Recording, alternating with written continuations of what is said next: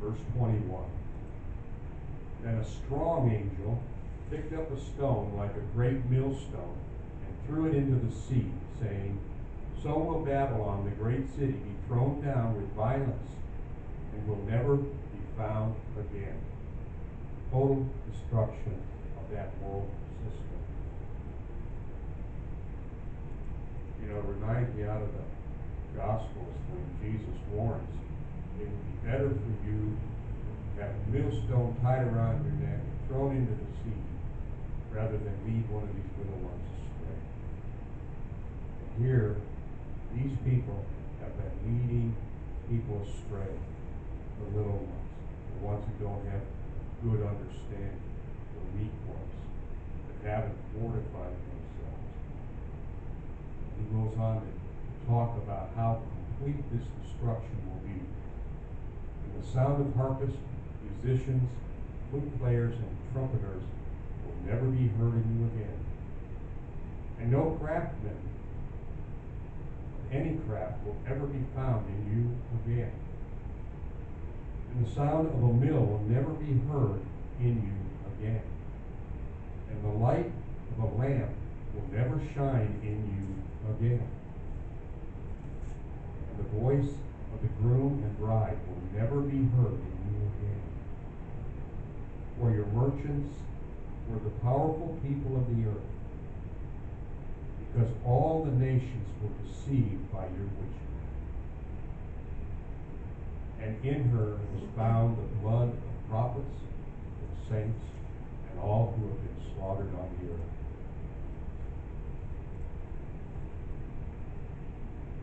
You know, my brother-in-law, my wife, several other people I know, they talk extensively about politics. Sometimes I just tell them, I don't want to hear it anymore. I don't want to hear it because I can't do anything about it. I can vote my conscience, but I cannot keep evil men from doing evil.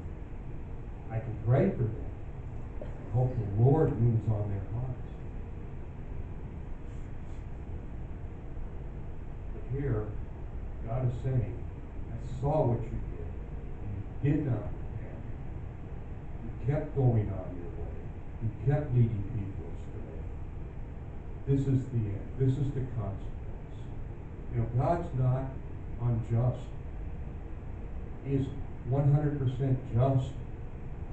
And He's the justifier of those who follow Him. But here, the ones who turn their back, you know, this is doom and gloom that He's speaking of at the end here, where that world system will be completely destroyed.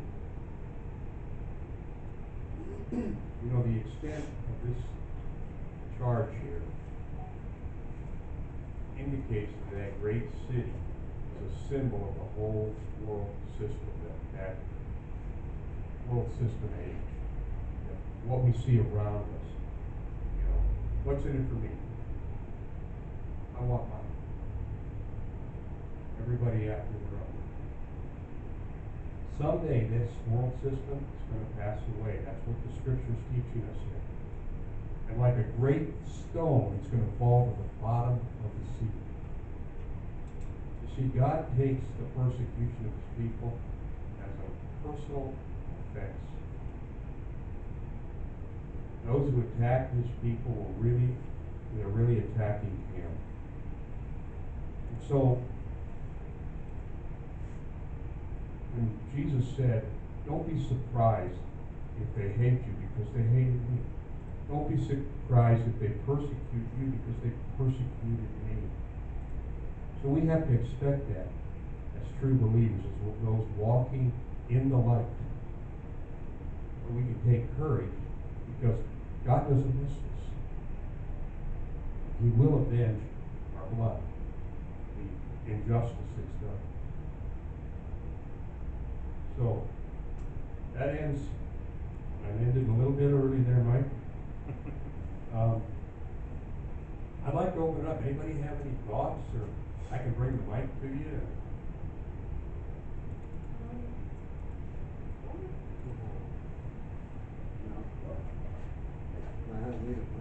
No, for people on Facebook. Ah, yeah, that's fine. Yeah, I'm walking right out of the camera. It's definitely recording once in a while. Go on, Grandma. I just, you know, it's really neat because people don't understand that God watches. You know, like when we lose a loved one or we go through some terrible times and stuff, God's always watching. And He sees everything that goes on. Yeah. And He can give us, you know, when we're going through all this, we have to understand that God is right there with us.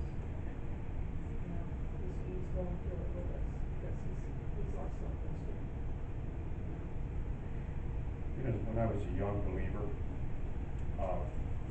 I started studying end time prophecy, tribulation. It had me all wound up. It's like, oh my God, I don't want to go through this. I'm praying, and I'm saying, Lord, are we going through the tribulation, or are you going to take us out of here before that? And as clearly as I'm speaking right now, He said, it doesn't matter. I told you I would never leave you nor forsake you. So if you're going through the tribulation, I'm going with you. And that brought peace and comfort to me, and I thought, well, I don't have to understand all of this. You know, I don't. I mean, when you look at the three stands or the three camps for the tribulation, pre-trib rapture, a lot of good scripture to back that up. Mid-trib, there's a lot of good scripture that would indicate there. And post-trib, again, scripture that can back that up. And I read them all, and I became a pan-tribulist. It'll all pan out. Yeah. So we don't have to worry about that. It's really silly to worry about it because you can't know God's mind, you can't know what God's gonna do, you know, but you just know that He's always with you. Yeah, I like that. Well, Heavenly Father, thank you for the word today. Help us to walk away with what you want us to, whether it be the 5 of us here or those online. Lord, we just love you, and we know that as we walk in nearness to you, we don't have